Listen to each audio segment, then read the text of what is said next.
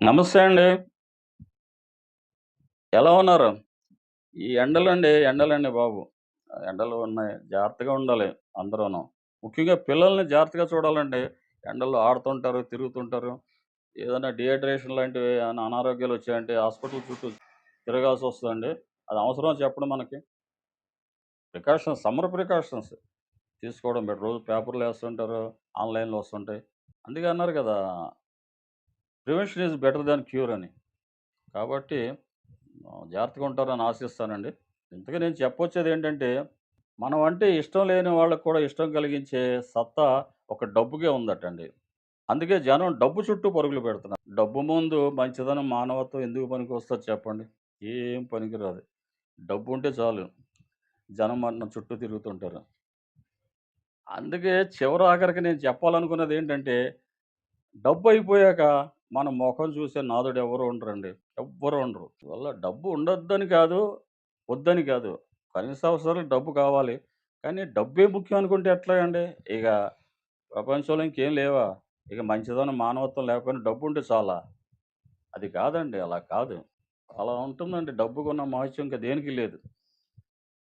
అయితే ఒక ఆశ ఏంటంటే, మంచితనం, మానవత్వం ఉంటే మనం పోయాక, మరణించాక కనీసం జనం హృదయాల్లో జీవించుంటాం గదా! పోయాక తలుచుకుంటారు. అయ్యో! పాపం మంచోడు. అది ఇది మంచి పనులు మంచిగా చేశాడని. అంటే జనరల్‌గా నేను చూస్తుంటాం మనం బరియల్ గ్రౌండ్స్‌కి అది ఎళ్తుంటాం గదా! అప్పుడు తలుచుకుంటుంటారు. అయ్యా! మీరు వారెమ్మట బరియల్ గ్రౌండ్‌కి ఎళ్ళక్కర్లేదండి. ఉన్నప్పుడు వారిని కేర్ చేయండి. ఉన్నప్పుడు కేర్ తీసుకోండి.